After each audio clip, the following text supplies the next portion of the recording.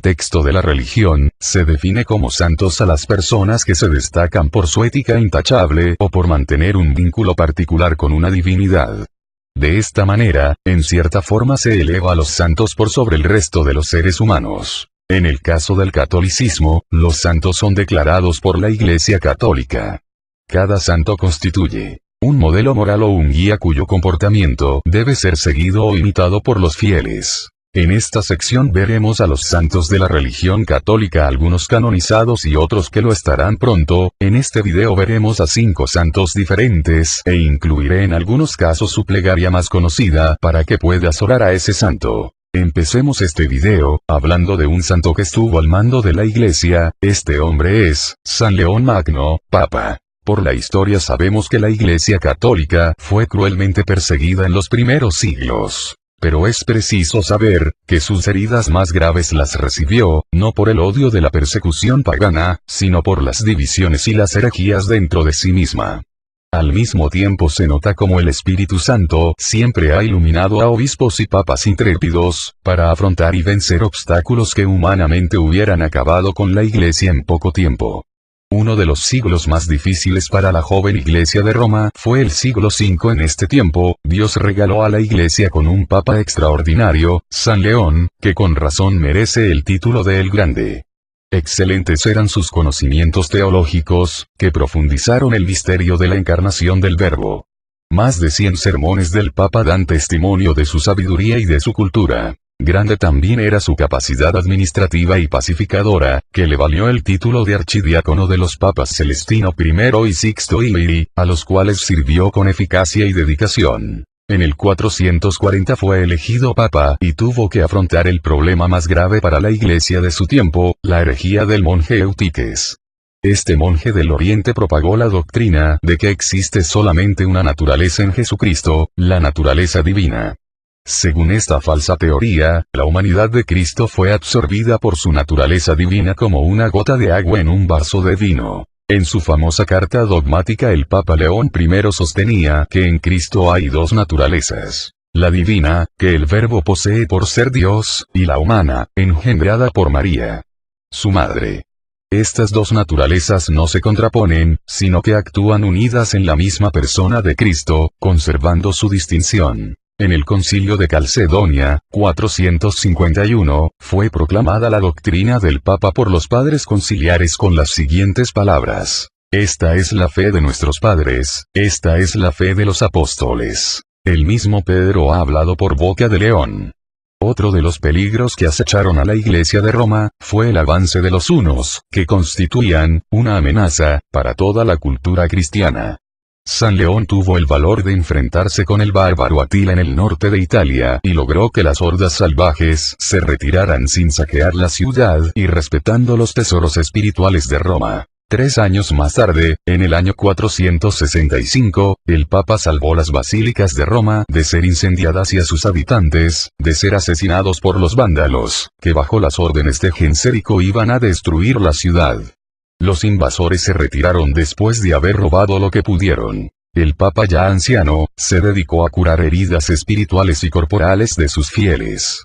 Murió como buen pastor, en la ciudad de Roma el 10 de noviembre de 461. El Papa Benedicto XIV lo declaró doctor de la Iglesia.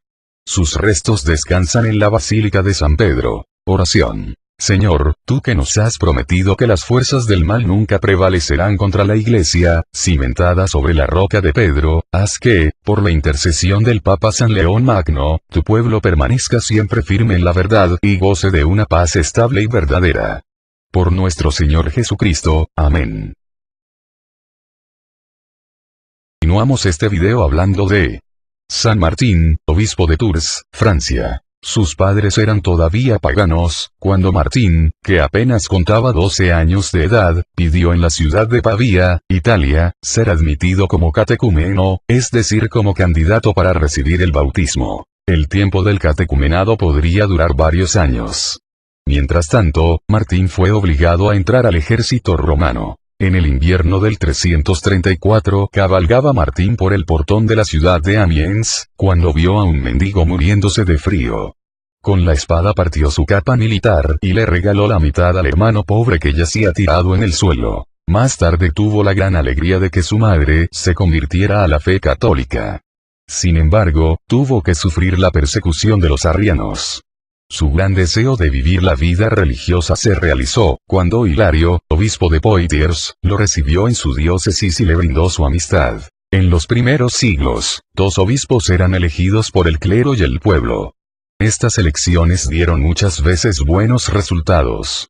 Así sucedió en el caso de la elección de Martín para obispo de Tours. El santo obispo vivió una vida de oración, de pobreza y penitencia y realizó a la vez una labor apostólica para evangelizar extensas regiones rurales que todavía eran paganas. Su pueblo lo amó como a un padre, ya que estuvo continuamente visitando sus parroquias, para predicar la buena nueva y para ayudar a los marginados y perseguidos.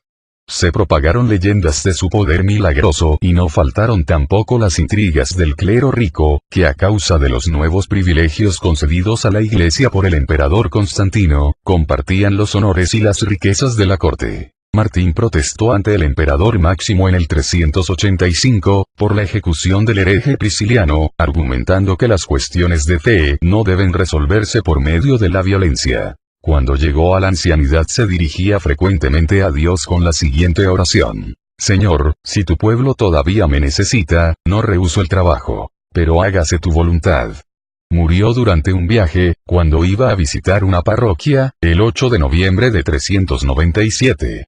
Sus funerales, el 11 de noviembre, fueron una grandiosa manifestación del cariño de sus fieles, religiosos y seglares. Oración. Dios nuestro, que hiciste resplandecer tu gloria en la vida y en la muerte de San Martín, obispo de Tours, renueva en nuestros corazones la fuerza de tu amor, para que ni la muerte ni la vida puedan separarnos de ti. Por nuestro Señor Jesucristo. Amén.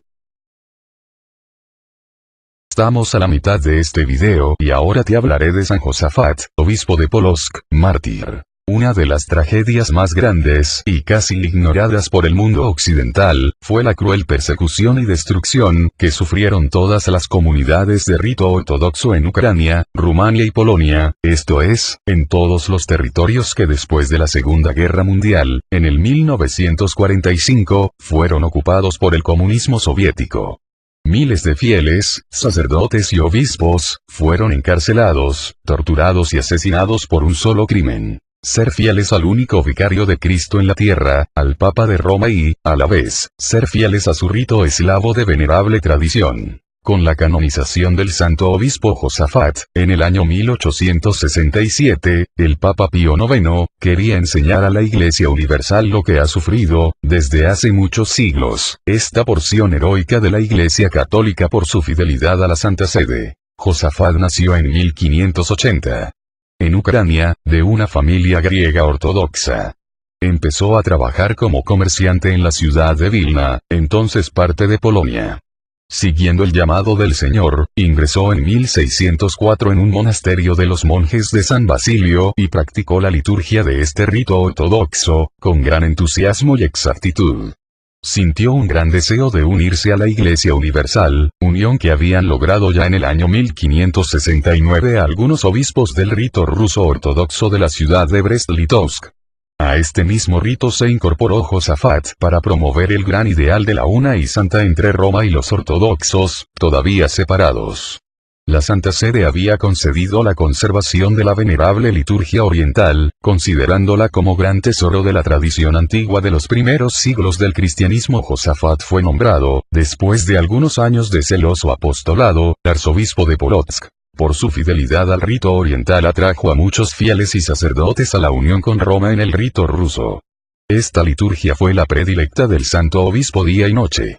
También escribió un catecismo católico que propagó en toda su diócesis. Las penitencias que él mismo se infligía con increíble austeridad, iban unidas a un gran aprecio del sacramento de la reconciliación, cuya frecuencia recomendó a sacerdotes y fieles. La pena más grande de su vida fue el nombramiento de un obispo cismático por el patriarca de Jerusalén, quien propaló la calumnia de que Josafat quería destruir el rito ortodoxo para obligar a que todos se hicieran católicos del rito latino.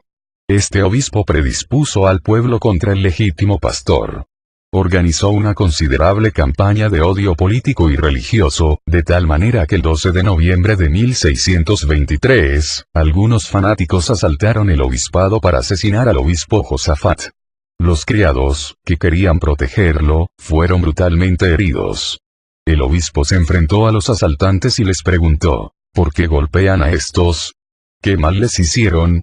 Si buscan al obispo, aquí estoy. Enseguida fue atacado con hachas y espadas que le destrozaron la cabeza. Tenía 43 años de edad. Debido a la cruel persecución de la iglesia rusa y ucraniana en estos últimos tiempos, todos los papas más recientes han honrado la memoria de San Josafat. El Papa Pablo VI hizo incluir a este obispo mártir en el Santoral Universal de la Iglesia Romana. Oración. Aviva, Señor, en tu iglesia, el espíritu de amor que dio valor a San Josafat para morir por su pueblo, a fin de que, fortalecidos por tu amor, no dudemos en sacrificar ninguno de nuestros intereses por el bien de nuestros hermanos. Por nuestro Señor Jesucristo. Amén. Para seguir con este video, te hablaré de una mujer que fue adorada por todo su pueblo por sus acciones nobles, y gracias a eso la iglesia la convirtió en santa. Ella es Santa Francisca Javier Cabrini, virgen fundadora de las Hermanas Misioneras del Sagrado Corazón. Según una estadística oficial, entre 1879 y 1914, emigraron 14 millones de italianos, en su gran mayoría, a los Estados Unidos de América. Allí les esperaba, generalmente, una suerte muy difícil. Algunos fueron discriminados por su origen, su lengua y su religión y no pudieron conseguir empleo. A otros les dieron los trabajos más humildes y pesados. En la primavera de 1889, se dio a conocer una religiosa italiana, fundadora de una nueva congregación llamada Misioneras del Sagrado Corazón. El Papa León XIII le confió el cuidado de sus compatriotas en los Estados Unidos. El arzobispo de Nueva York vio con malos ojos a la fundadora y le aconsejó que con sus 6 religiosas volviera a Italia. Ella contestó al prelado: no, excelencia, no volveremos. Este es nuestro campo de misión. Estamos aquí por voluntad del mismo sumo pontífice. Francisca fue la 13ª hija de una familia de campesinos y quedó huérfana a los 20 años de edad. En la parroquia pobre de su patria chica, trabajó como maestra y enfermera y después buscó compañeras para fundar una congregación que atendiera a los niños huérfanos. El obispo de Lodi invitó a las madres a que trabajaran en favor de los emigrantes italianos. En los Estados Unidos, la madre Francisca tuvo que superar muchísimas dificultades. Algunos italianos, sin trabajo, se habían entregado a los vicios y habían cometido diversos crímenes. No solo asistieron a los italianos dispersos en las grandes ciudades, sino también visitaron las cárceles para hablar, rezar con los presos italianos en su propia lengua, y acompañaron a algunos de ellos, condenados a muerte, hasta la silla eléctrica. Los presos italianos de Chicago regalaron a las madres un coche de caballos, para que no tuvieran que caminar tanto en sus visitas semanales a la cárcel. En sus 35 años de apostolado en los Estados Unidos, la Madre Francisca Javier Cabrini fundó 67 instituciones para el cuidado de los enfermos abandonados y pobres. También organizó escuelas catequísticas para niños y adultos de origen italiano a fin de que no perdieran su fe en un ambiente materialista. Para conseguir ayuda de personal y económica, cruzó unas 30 veces el océano. Su extraordinaria capacidad administrativa iba a la par con su fe profunda. Durante la noche, la Madre Francisca pasaba horas enteras delante del Santísimo Sacramento para pedir favores especiales. Con frecuencia escribía sus peticiones y ponía sus escritos delante del sagrario. Tenía una confianza ilimitada en la intercesión de la Virgen Santísima. Una vez le preguntaron sobre el secreto de su éxito y contestó: nunca dudar de Jesús ni de María, pero en cuanto a mi propia persona, miren un vaso de agua. Yo no soy más que ese vaso. Cuando la Madre Cabrini se había despedido de su humilde pueblo de Cadogno, Italia, en 1889, para ir a los Estados Unidos, su confesor le dijo: Madre, ¿por qué quiere ir tan lejos? Deje estos ambiciosos planes para personas de capacidad y santidad excepcionales. Sin saberlo, el modesto sacerdote había previsto lo que Dios quería hacer de esta religiosa. Murió el 22 de diciembre de 1917, en Chicago. Su congregación contaba con 2,000 religiosas y 70 casas.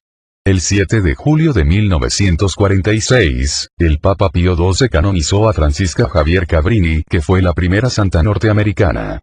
Fue declarada patrona de todos los inmigrantes después de la Segunda Guerra Mundial. Oración. Señor Jesucristo, el fuego de tu sagrado corazón se encendió en la Santa Virgen Francisca Javier y así la hiciste capaz de ganar almas por ti en muchos países y de fundar una nueva congregación femenina de tu iglesia. Concédenos, por su intercesión, que adquiramos su interés por servir a los demás y consigamos llegar al puerto de la eterna felicidad.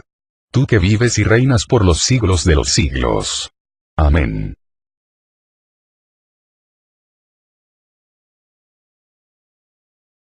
Terminar con este video, ahora te hablaré de San Alberto Magno, obispo de Regensburg y doctor de la Iglesia. En la cripta de la iglesia de San Andrés, muy cerca de la Catedral de Colonia, en Alemania, se puede visitar la tumba de un hombre que con razón merece el título de El Grande. En esta ciudad empezó San Alberto su labor espiritual y cultural.